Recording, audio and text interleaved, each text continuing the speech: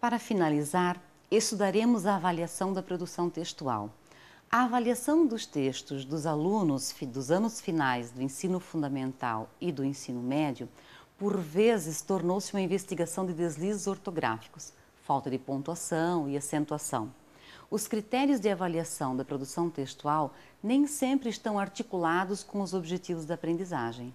Frente às inúmeras queixas dos professores quanto à falta de correção gramatical, coesão e coerência textual, léxico reduzido e até a falta de caligrafia nos textos de seus alunos, é interessante revermos o que de fato está sendo focado como objetivo de aprendizagem de produção textual e quais são os critérios estipulados para a avaliação dos textos. Para ajudá-lo nessa tarefa tão árdua, apresentamos um quadro elencando os critérios referentes aos fatores externos e internos aos textos, que irão contribuir para a sua prática, quando você, professor, realizar a avaliação das produções textuais de seus alunos. Há fatores que estão relacionados à organização interna de um texto e que você deve discutir com os seus alunos antes de solicitar uma produção textual. Explique o que cada critério significa. Eles precisam dessas orientações. Unidade de sentido. Um texto deve sempre se referir a algum assunto ou tema. O escritor tem de contemplar começo, meio e fim. Finalidade de texto e tipo de discurso proposto. Os textos variam em função de sua finalidade, como contar uma história, informar, instruir, emocionar, anunciar, opinar, emitir um juízo de valor, criticar. A finalidade do texto determina seu gênero. Outro fator é o emprego dos recursos coesivos. As ideias precisam estar organizadas numa sequência lógica e precisam estar completas. O texto precisa ser coerente para estabelecer um sentido.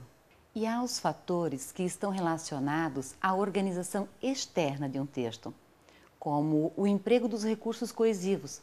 A coesão é responsável pelas ligações estabelecidas no texto, pelo uso de recursos linguísticos com os quais se tece o texto.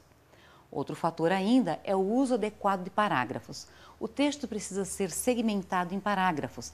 Cada parágrafo deve apresentar o desenvolvimento de uma ideia central relativa ao tema tratado.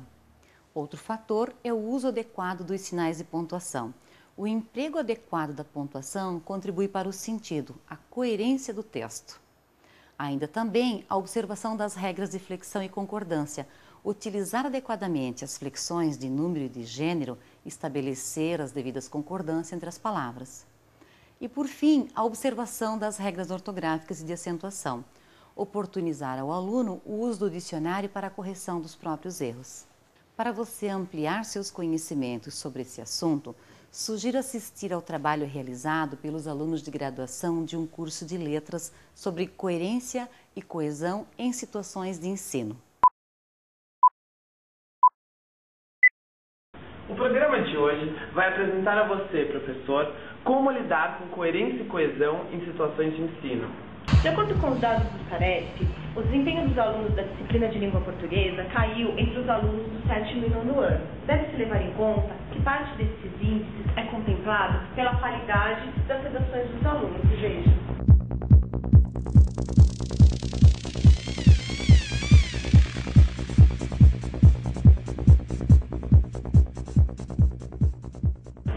Além dos corriqueiros erros de ortografia, é possível identificar erros quanto à coerência e à coesão. A coerência é responsável pelo sentido do texto, portanto, fator fundamental da textualidade. Abrange não só aspectos lógicos e semânticos, mas também cognitivos. Dessa forma, a coerência está ligada à interpretação de texto por parte do interlocutor, ou seja, está diretamente ligada à interlocução. A coesão é responsável pela unidade formal do texto. Constrói-se a partir de mecanismos gramaticais e lexicais. Se a definição de coerência é dar sentido ao texto, a de coesão é amarrar as ideias. Depois que muitos vestibulares começaram a adotar como critério o peso das redações para fins avaliativos, as escolas começaram a inovar a prática de produção textual. Para isso, desvencilharam a escrita da gramática. Porém, segundo os parâmetros curriculares nacionais, existe a necessidade de trabalhar e avaliar todos os aspectos da linguagem a partir do texto e a escrita dos alunos não só a partir da forma, mas focando também a coerência. A seguir, veremos uma redação de um aluno do Ensino Fundamental 2. O gênero escolhido pelo professor foi carta. É importante que o professor delimite as diretrizes do gênero escolhido.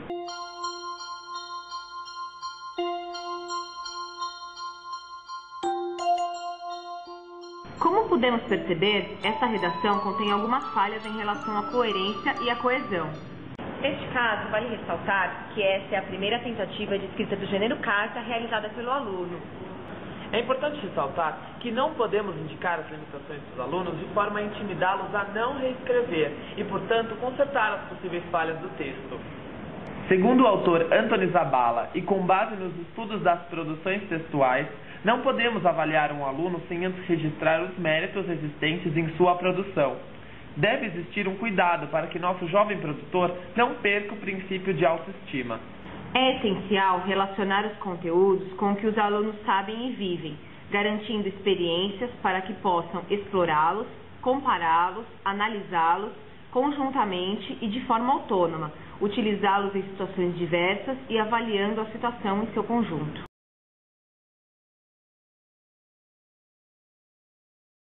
Muito bem, pessoal. Chegamos ao final desta etapa. Agora vocês têm a responsabilidade de ampliar seus conhecimentos ao estudar o caderno, realizar as atividades propostas e, principalmente, aplicar os conhecimentos e estratégias em suas práticas pedagógicas. Um grande abraço a todas e a todos e um bom estudo!